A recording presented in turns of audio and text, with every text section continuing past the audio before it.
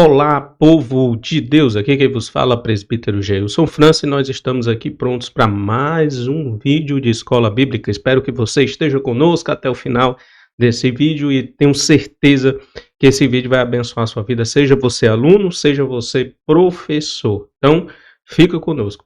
Eu vou me apresentar porque eu sei que tem muitas pessoas que não me conhecem, que vão acessar esse vídeo e vão assistir. Então, meu nome é Geilson França, sou presbítero da Igreja Assembleia de Deus Vinde e o meu pastor é o pastor José Saboia de Oliveira. Sou professor de escola bíblica e também sou líder de um grupo de Casados para Sempre. Tá? Depois dessa apresentação, vamos agora começar a nossa aula. Nossa lição de hoje é a lição de número 8, a resistência de Mardoqueu. A resistência de Mardoqueu. Nós estamos estudando o terceiro trimestre de 2024. Então vamos lá, bola para frente. Bola para frente. Nosso textual diz o seguinte, está em Ester capítulo 3, verso 3. Então os servos do rei que estavam à porta do rei disseram a Mardoqueu: por que transpassas o mandato do rei? Ester capítulo 3, verso 3. Verdade prática. Como cristãos, somos sujeitos a conflitos éticos, morais e devemos decidir sempre de acordo com a vontade e a orientação de Deus. Sempre. Isso aí é um fato. Nós devemos decidir conforme a orientação, aquilo que nós aprendemos, conforme que nós somos. Porque se nós aceitamos a Jesus como Salvador e nós recebemos a natureza divina, então é o que nós somos. Então nós temos que manifestar o que realmente nós somos. E se aquilo que está vindo contra nós contraria, né, aquilo que nós sabemos, pensamos e acreditamos, é óbvio, se eu tenho uma natureza divina, eu vou evitar ou vou fugir do mal, né, que é o dever de todos aqueles que estão trilhando o caminho de Deus e que estão agora vivendo em você a natureza divina, certo? Então vamos lá, vamos para nossa leitura bíblica em classe, se encontra em Ester. Nós vamos estudar, ou vamos ler o capítulo 2, do versículo 21 ao 23. Depois nós vamos estudar e ler o capítulo 3, versículo 1 ao 6. Então vamos lá, bola para frente. Naqueles dias, assentando-se Mardoqueu à porta do rei, dois eunucos do rei e dos guardas da porta, Bigtã e Teres, grandemente se indignaram e procuraram pôr as mãos sobre o rei Assuero. E veio isso ao conhecimento de Mardoqueu. E ele o fez saber a rainha Ester. E Ester o disse ao rei em nome de Mardoqueu. Inquiriu-se um negócio e descobriu. E ambos foram enforcados numa forca. Isso foi escrito no livro das crônicas perante o rei. Agora vamos para Ester. Capítulo 3, né? Vamos lá. Depois dessas coisas, o rei Assuero engrandeceu Amã, filho de Amedata, Agagita, e o exaltou, e pôs o seu lugar acima de todos os príncipes que estavam com ele, e todos os servos do rei, que estavam à porta do rei, se inclinavam e se prostravam perante Amã. Então ele pôs, né, segundo que a Bíblia diz, os servos do rei que estavam à porta do rei se inclinavam, né, para Amã, porque Amã agora foi exaltado pelo rei, né? Pôs um lugar acima de todos os outros príncipes e todos os homenageava e honrava, né? Nós vemos aqui, vou reler aqui o versículo primeiro para que a gente possa entender bem, porque é o que nós vamos estudar a partir de agora, né? Então, ó, depois dessas coisas, o rei Assuero engrandeceu Amã, filho de Amedata, Agagita, e o exaltou, e pôs o seu lugar acima de todos os príncipes que estavam com ele. Então, primeiramente, colocou o Amã acima de todos os príncipes, né? E todos os servos do rei que estavam à porta do rei se inclinavam e se prostravam perante Amã, porque assim tinham ordenado o rei acerca dele. Porém, Mardoqueu não se inclinava nem se prostrava. Então os servos do rei que estavam à porta do rei disseram para Mardoqueu: por que traspassas o mandado do rei? Sucedeu, pois, que dizendo-lhe eles isto de dia em dia, e não lhe dando eles ouvidos, o fizeram saber a Amã, para verem se as palavras de Mardoqueu se sustentariam, porque ele lhes tinha declarado que era judeu. Vendo, pois, Amã que Mardoqueu não se inclinava nem se prostrava diante dele, Amã se encheu de furor. Porém, em seus olhos teve um pouco o pôr as mãos só sobre Mardoqueu, porque ele havia declarado o povo de Mardoqueu, ou seja, ele queria era acabar com o povo, ele tinha raiva do povo, não só do Mardoqueu, né? Então Amã, pois, procurou destruir todos os judeus que haviam em todo o reino de Assuero ao povo de Mardoqueu. Muito bem, tudo isso aconteceu devido ao Mardoqueu, né, não ter se inclinado diante de Amã. Então vamos lá, vamos bola para frente, vamos para a nossa introdução. A ascensão de Esté ao trono foi celebrada com grande festa. Assuero decretou feriado e se mostrou muito generoso, distribuindo presentes aos seus súditos. Mesmo na condição de rainha, Esté permaneceu obedecendo a Mardoqueu. Não revelou a ninguém que era judia. Havia muito o que acontecer na corte. Conspiração, inveja e trama. A história continua. Então, gente, uma coisa que a gente vai estudar, e é importante, a gente precisa realmente tocar nesse assunto, é onde há poder, seja financeiro, seja poder político, seja qualquer que seja essas coisas, onde houver poder vai ter confusão, vai ter inveja, vai ter trama, vai ter armadilha, vai ter morte. Isso aconteceu no Império Persa-Medo, no Império Babilônico, nos impérios e nos reinados, né? Então, onde tiver reinado, onde tiver poder, onde tiver manifestação de poder, vai ter conspiração, vai ter mortes, vai ter assassinatos, vai ter enforcamentos, enfim, né? Por quê? Porque todos procuram o poder, todos querem o poder. Vai ter destruição de reputação, destruição da moralidade, que é para poder só eu reinar, né? Ou só eu ter acesso ao poder. Então, para mim, eu somente ter acesso ao poder, eu vou fazer de tudo. Eu vou destruir pessoas, eu vou destruir reputação de pessoas. Então, as pessoas praticam isso em nome do poder. E não foi o contrário no reinado de Amã e no reinado de Assuero, né? Assuero estava ameaçado o tempo todo e com certeza ele enforcou para se defender, né? Porque assim era na época dos reis e dos impérios, e hoje também. Você vai ver aí que eu estou cansado de ver aqui no interior do estado do Ceará morte por questão política, né? Morte de vereador, morte de prefeito, por questões políticas. Infelizmente, isso ainda continua acontecendo, né? Mardoqueu descobre uma conspiração contra o rei. Primeiro tópico diz os bastidores do poder, é o que nós estamos aqui, já começamos a comentar, né? O ambiente de poder costuma ser cercados de sentimentos facciosos. É da natureza humana caída alimentar discórdias, intrigas. Né? De onde é que vem isso? Da carnalidade. De onde é que vem as guerras, por exemplo? Né? Tiago responde. Se não das vossas ambições, da nossa vontade de poder, da nossa vontade de querer dominar o outro, né? Então isso acontece, ressentimentos, né? Tragédias, isso acontece e a gente precisa saber que também, inclusive no meio evangélico, isso também acontece, né? De pastores querer derrubar o outro, de um líder querer derrubar o outro para poder ficar sozinho, né? Liderando sozinho, ter influência sobre os fiéis sozinho, né? Ter poder da fala sozinho. Então, se eu descobrir algo sobre o pastor A ou B, eu vou tentar acabar mais ainda com ele, destruir ainda mais ele, para que eu fique só, para que as pessoas só me ouçam. Não precisam mais ouvir a ninguém, vai ouvir só a mim. Então, esse é um poder. Poder da influência é um poder. Poder da voz, né? Ou seja, eu falar e as pessoas obedecerem é um poder. Tem o poder do dinheiro, né? Que eu posso comprar tudo, posso comprar todos. Como também tem um poder político, que é que infelizmente, talvez eu contrarie a opinião de muitas pessoas que vão me ouvir agora, mas desculpa, é a minha opinião, que infelizmente a igreja evangélica entrou com os dois pés, né? O poder político é poder da terra, é poder humano. E muitas vezes a gente fica se melando, né? Se emporcalhando em porcarias por causa do poder político. Quantos pastores a gente viu no governo passado, né, na presidência da República passada, pastores que eu admirava, eu via pregar, gostava de ouvir pregar, envolvido em corrupção, em falcatruas.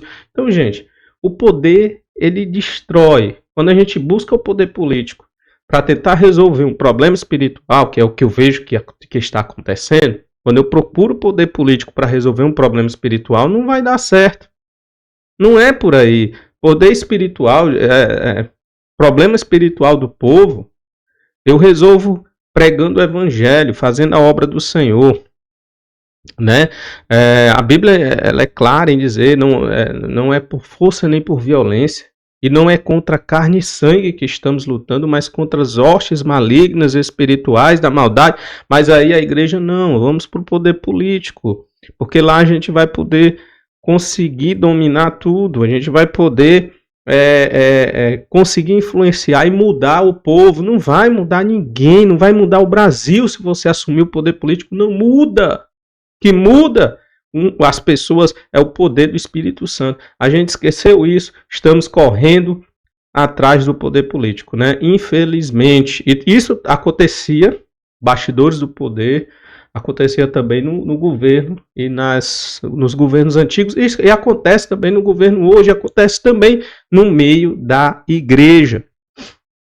Eu queria mostrar para vocês aqui Tiago capítulo 3, versículo de números 14 até o versículo de número 18, que diz o seguinte: mas se tendes amarga inveja e sentimento faccioso em vossos corações, não vos glorieis, nem mintais contra a verdade. Essa não é a sabedoria que vem do alto, mas é terrena, é animal, é diabólica. Olha isso, sentimento faccioso, sentimento de ser glorificado, sentimento de inveja, amarga inveja, sentimento faccioso. Não é sabedoria do alto, é sabedoria da terra.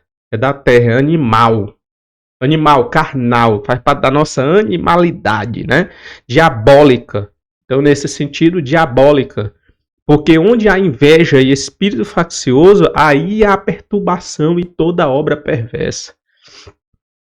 Mas a sabedoria que vem do alto é primeiramente pura, depois é pacífica, não tem confusão, não tem briga. Tá? Por isso que a gente vê a igreja evangélica brigando com os ímpios, as pessoas que não conhecem a Deus, e a gente acha isso normal porque a gente está mergulhado nessa guerra espiritual, né? Infelizmente, essa guerra espiritual, esse maniqueísmo, né, entre o bem contra o mal, infelizmente tomou conta da consciência dos crentes atuais, né, dos crentes de hoje. De maneira que hoje, inclusive na política, a gente levou isso para a política, né? Então existe o bem e o mal na política. A política hoje ela é contaminada do bem e do mal para os evangélicos, para nós, né? Para os crentes. E a gente, infelizmente, contaminou esse ambiente com isso, sendo que todo o ambiente ele é maligno, sendo que eu é que preciso ser a luz, né? Chegar lá e ser luz, né? Mas o que eu percebo é que, muito pelo contrário, eu quero chegar lá, dominar e fazer com que todos sejam como eu sou. Todos pensem como eu penso. Né? Eu quero chegar lá, dominar e dizer assim, não, agora eu vou impor também aquilo que eu penso sobre todas as pessoas. E não é por aí. Não é por aí que nós vamos ganhar o Brasil, não é por aí que nós vamos modificar a sociedade. Eu acredito que a sociedade ela se modificará, será transformada pelo poder do Evangelho, pelo poder de Cristo, pela transformação espiritual que só o Espírito Santo é capaz de exercer na vida de uma pessoa, tá? Então, o poder político traz sentimento faccioso, não traz pacificação, certo? Não tem nada de moderado, né? Esse ambiente político. Infelizmente não, certo? Não existe misericórdia, não existe bons frutos, a não ser que a pessoa realmente seja fiel a Deus e ali tente fazer, né, modificar o ambiente, por exemplo, levando um pouco de honestidade para o meio desse povo corrupto, sem parcialidade, porque de vez a gente, para quem a sabedoria que vem do alto, né, não é imparcial. Não fica de um lado, não é hipócrita. Então, ora, a justiça semeia-se na paz, para os que exercitam a paz. Beleza, Geilson? Então a gente está fazendo a diferenciação da sabedoria que vem do alto, do sentimento faccioso e da vontade de controlar e de exercer poder sobre as pessoas. Tá? Era isso que estava acontecendo nos bastidores do poder. Então, no dia de Assuero, 2 de seus guardas, Bigtan e Teres, ficaram muito indignados contra o rei e estavam tramando assassiná-lo. Né? Mardoqueu trabalhava junto à porta do palácio e ficou sabendo do plano. Fiel ao rei, contou a Esté para que a enviasse, o que ela fez em nome de Mardoqueu. Tá? O fato de ter sido promovido uma posição elevada, né, a uma posição elevada, não envaideceu Esté. Ela não se envergonhou do crime e nem aproveitou a informação para projetar ainda mais o próprio nome. Além de permanecer obedecendo Mardoqueu, transmitiu ao rei a informação, dando-lhe o devido crédito. Ó, Mardoqueu foi que fez isso, tá? Próximo tópico, a investigação. Então, depois que a informação chegou ao rei, o rei ele fez algo que foi muito sábio, que a gente precisa estudar também. Faz parte de uma pessoa que tem caráter, tá? Que ele faz parte de uma pessoa que tem caráter. Então vamos lá.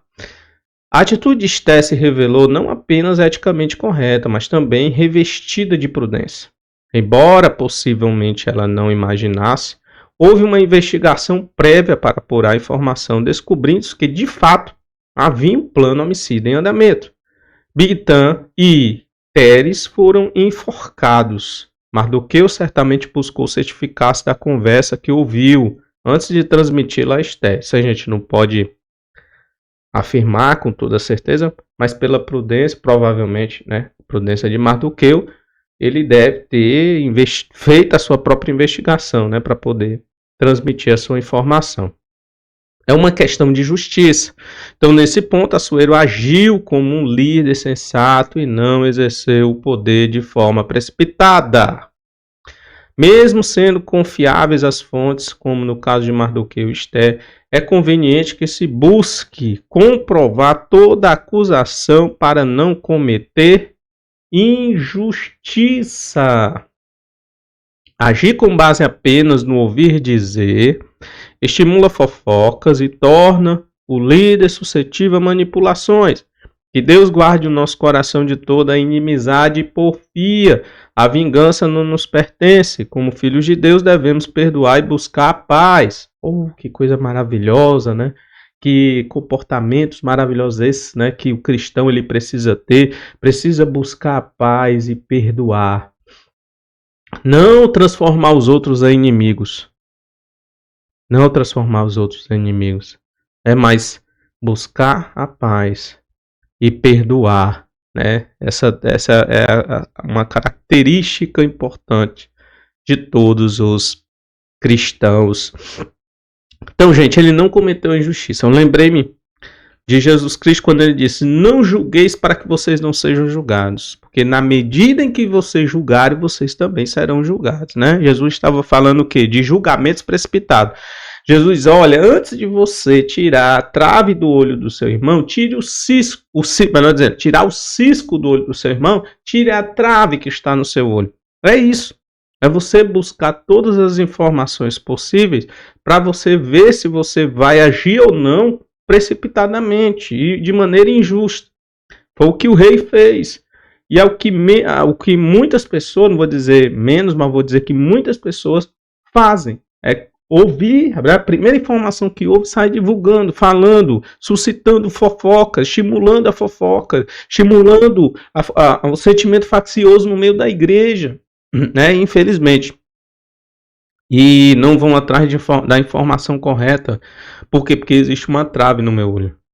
Quando eu não vou atrás da informação correta é porque existe uma trave no meu olho e eu não estou conseguindo enxergar e nem quero. Eu quero esculhambar os outros, eu quero acabar com a reputação das pessoas. Isso é um sentimento diabólico. Isso tem no meio da igreja ou não? Esse sentimento diabólico existe ou não no meio da igreja de passar informações muitas vezes falsas? Isso é um sentimento faccioso. Isso é um sentimento diabólico. Segundo Tiago, isso é um sentimento animal, invejoso, tá? Então, agir com base apenas em ouvir dizer estimula a fofoca, gente. Estimula a fofoca, tá? Se você for aqui, Provérbios capítulo 17, verso 15, diz: o que justifica o ímpio e o que condena o justo, tanto um como o outro, são abomináveis ao Senhor. De palavra de falsidade te afastarás, e não matarás o inocente e o justo, porque não justificarei o ímpio. Olha o que a Bíblia Sagrada fala, né? E o que é porfia, gente? O que é porfia? Porfia é contenda de palavra, é discussão, é disputa, é polêmica. Aí temos uma frase aqui: adorava uma porfia calorosa, ou seja, adorava uma disputa, uma discussão calorosa, né? Pessoas que adoram confusão, né? Tem pessoas que amam a confusão, amam a discórdia, amam o sentimento faccioso, infelizmente. E se nós fazemos isso, né? Se nós fizemos isso em algum momento, gente, a gente tem que buscar o perdão, a gente tem que buscar a pessoa que a gente ofendeu, que a gente passou a informação que foi passada errada e pedir perdão, trazer a reconciliação, trazer a paz, porque esses são as características de um filho de Deus: perdoar e buscar a paz. O registro dos fatos. Desde a antiguidade, era costume registrar os fatos ocorridos no cotidiano das cortes. A crônica do rei ficava arquivada para serem consultadas. O ato de fidelidade de Mardoqueu e a importância que teve para o rei e seu reino ficaram registrados. Com ou sem registro humano, devemos sempre fazer a vontade de Deus, sabendo que diante dele todas as nossas obras estão escritas. Muito bem, vamos para o tópico de número 2. Amã é exaltado pelo rei. Tem umas questões importantes também para nós comentarmos. Daqui a pouco eu vou beber só um golinho de água. Muito bem. Amã, ele era rico, tá? Este capítulo 3, verso 9. Já entra em cena sendo elevado por Assuero acima de todos os príncipes do reino. Identificado como Agagita, Flávio Josefo afirma que Amã era amalequita, né? Um povo historicamente inimigo de Israel. Nós temos os textos aí, comprovam isso. O termo Agagita costuma ser associado a Agag, o rei dos amalequitas, mencionado em 1 Samuel capítulo 15, versos 2, 8 e 33. Para você ver, você confere os versículos. Versões bíblicas da Nova Versão Internacional e a linguagem de hoje apresenta Amã diretamente como descendente de Agag. Então, por isso, provavelmente ele fosse amalequita, e aí um inimigo do rei. Lembrando que Deus havia dado uma ordem para Saul destruir o povo amalequita. Quem sabe Deus já não estava prevendo isso também, né? Então Deus deu uma ordem: destrua todos, do maior ao menor, mulheres e crianças. E Amã preservou, né? O rei Samuel ficou indignado. Por quê? Porque ele não obedeceu à voz de Deus, tá? A palavra de Deus para você nessa tarde, nessa manhã, nessa noite, não é o horário que você for assistir, é: Deus, obedeça à vontade de Deus. Deus sabe o futuro. Deus sabe o que vai acontecer no futuro. Então obedeça. Deus está pedindo para que você faça aquilo que Ele dá uma ordem para você, cumpra, né? Nós aprendemos isso com Saul. Saul descumpriu, infelizmente. E aí tá aí uma amalequita dando trabalho, né? Amã dando trabalho para o povo de Deus. Vamos continuar. Um herói aparentemente esquecido. O texto não informa o motivo da exaltação de Amã. Enquanto isso, nada mudou para Mardoqueu, apesar de seu ato heróico. Tornou-se um herói aparentemente esquecido. É preciso ter sabedoria e prudência para viver momentos de aparente injustiça. Ser guiado pela própria vista, pode nos levar a crises emocionais e espirituais, principalmente quando os fatos nos parecem desfavoráveis. Asaf, que se desviou olhando para a prosperidade dos ímpios, o exemplo de Mardoqueu nos apresenta um cenário que poderia ter tido um desfecho, o mesmo desfecho, né? Então, gente, Salmo 73, verso 12, né, verso 2 ao 17, diz o seguinte, até eu botei aqui até o 12, né? Quanto a mim, isso aqui é Asaf falando, né? Ó, quanto a mim, os meus pés quase que se desviaram. Pouco faltou para que escorregasse os meus passos, pois eu tinha inveja dos nécios. Quando vi a prosperidade dos ímpios, porque não há aperto na sua morte, mas firme está a sua força. Não se acham em trabalhos para outros homens, como outros homens, nem afligidos como os outros homens. Por isso a soberba os cerca como um colar, veste-se de violência como de adorno. Os olhos deles estão inchados de gordura, eles têm mais do que o coração podia desejar. São corrompidos e tratam maliciosamente de opressão. Falam arrogantemente. Põem as suas bocas contra os céus e as suas línguas andam pela terra. Por isso o povo deve voltar aqui. E águas de copo cheio lhes espremem. E eles dizem, como sabe Deus? Há conhecimento no Altíssimo? Eis que estes são ímpios e prosperam no mundo, aumentando em riquezas. Então você vê aqui Asaf olhando para o ímpio, né? Olhando, quase se desviando por causa da prosperidade do ímpio. Imagine Mardoqueu, né? Caindo nessa, olhando para Amã e se desviando completamente, ficando com raiva de Deus, porque está se achando injustiçado, porque o outro está melhorando e eu não estou. Porque eu fiz uma benevolência, só vi fazendo bem e parece que as coisas não acontecem na minha vida. Então tome cuidado com isso, tá? Tome cuidado com isso. Evitando frustrações.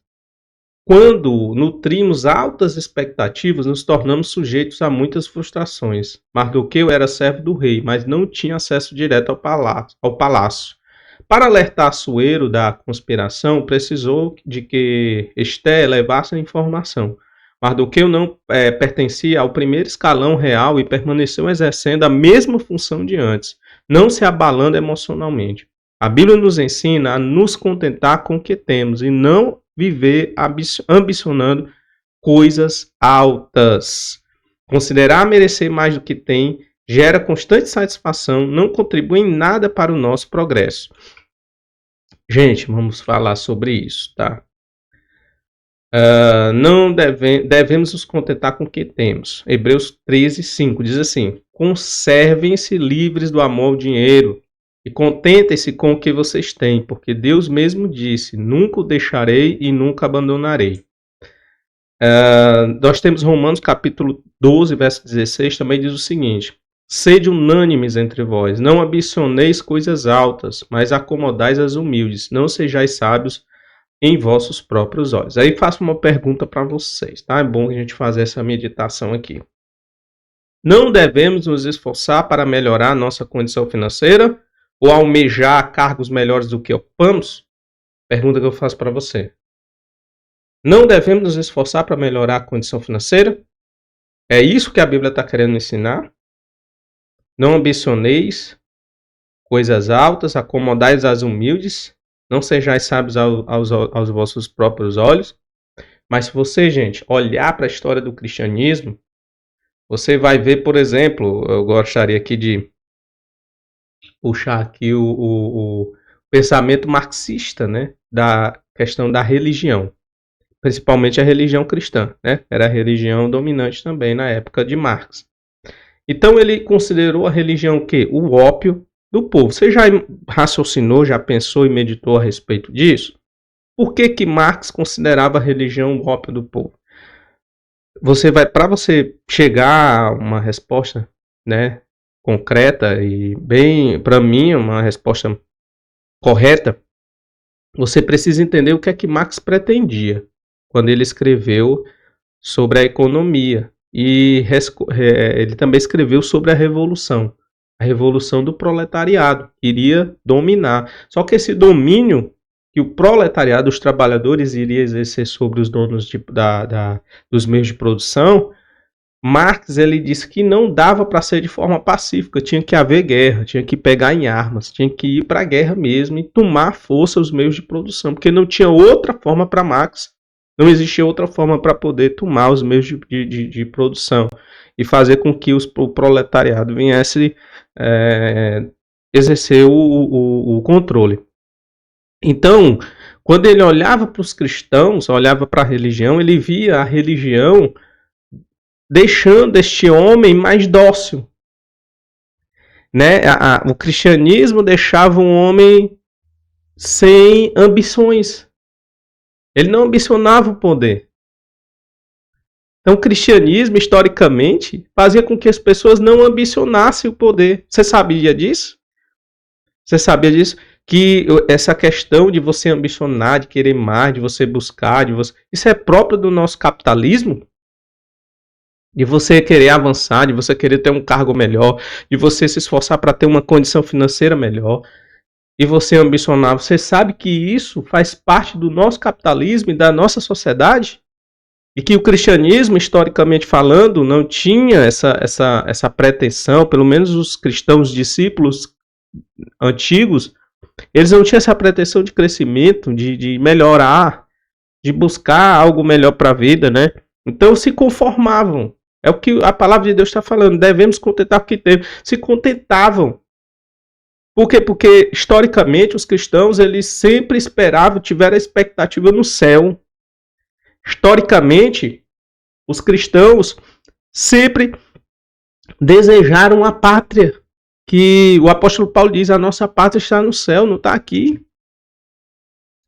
Né? Então, por isso, os cristãos eles eram pessoas que viviam contentes, que não queriam revolução. Marx queria uma revolução que os cristãos não queriam. Então, o que foi que ele falou? A religião entorpece essas pessoas. Essas pessoas estão entorpecidas, elas não querem revolução, não querem tomar o poder. Tá? Por quê? Porque existia sim esse sentimento, no meio dos cristãos, tá? Por quê? Porque eles se contentavam, se acomodavam com a sua vida. Agora eu pergunto para você, hoje, dentro do nosso contexto, né, de capitalismo, de lucro, de querer melhorar, comprar as coisas melhores para você, de você ter um computador como esse, como eu estou fazendo, de ter um softbox como esse aqui, um microfone como esse, né, um interface de áudio como esse aqui para poder melhorar o áudio. Para você buscar ter isso, porque você precisa de dinheiro. Você olha que é o mínimo que eu tenho aqui, né? O mínimo para poder fazer esse trabalho. Tá? Então eu digo para você, gente, será que hoje, né, é proibido você querer, por exemplo, ter um concurso melhor, você ter um emprego melhor dentro da iniciativa privada, você buscar um cargo melhor para ganhar melhor? Ambicionar isso, porque é uma ambição você querer ter algo melhor. Certo? Você querer melhorar não é pecado. Você querer buscar melhorar, estar num cargo melhor, não é pecado. Agora, a maneira como você vai usar para chegar onde você quer chegar, aí sim, aí pode se aquilo que você vai fazer, o caminho que você vai percorrer, é que pode fazer se tornar pecado, né? O seu comportamento para chegar lá é que pode ser o pecado. Mas ambicionar hoje, no mundo que a gente vive, que precisa do dinheiro, a gente precisa melhorar para poder ter, para poder comer, para poder se alimentar, a gente precisa do dinheiro. Então, buscar uma condição financeira ou almejar cargos melhores não é pecado. Certo? Gostei, Gilson. Muito bom. Então, gente, vamos para frente. Bola para frente, né? Reverenciados por todos, resistência de Mardoqueu e ódio de Amã. Assuero ordenou que todos os seus servos se curvassem e se prostrassem diante de Amã. Mardoqueu não se curvou e nem se prostrou. Há distintas opiniões quanto ao motivo pelo qual levou a isso. De acordo com a Bíblia de Estudo Pentecostal, Mardoqueu recusou-se se inclinar diante de Amã por lealdade a Deus. Tudo indica que a homenagem prestada a Amã pelos servos do rei e por outros ou era imerecida ou conflitava com atos religiosos que os judeus reservavam exclusivamente a adoração a Deus. Daí Mardoqueu não concordar e curvar-se e prostrar-se diante de Amã. Os três companheiros de Daniel evidenciou também a mesma convicção. A gente vê que isso não é algo isolado, né? Por exemplo, ele citou aqui os 3 companheiros, Sadraque, Mesaque e Abednego, que se recusou também a adorar, foram lançados na fornalha de fogo ardente. Então, a gente vê que foi a questão de convicção, nós não vamos adorar a imagem. E aqui também eu vejo uma questão de convicção, eu não vou adorar. Eu vou morrer, eu posso morrer, mas eu não vou me prostrar, eu só me prostro diante de Deus. O motivo era um motivo religioso. É um motivo religioso, a gente vê isso bem claro, que diz assim, olha, por ser judeu, o texto diz, por ser judeu, tá? Então o motivo aqui era um motivo religioso, a condição de judeu, é o que nós vamos agora ler, estudar. O texto bíblico sugere que havia mesmo um motivo religioso para a conduta de Mardoqueu. Depois de os servos do rei lhes questionarem algumas vezes por que não cumpriam a ordem de Assuero, sua única resposta foi que era judeu. A notícia chegou a Amã, que também ressaltou a origem judia.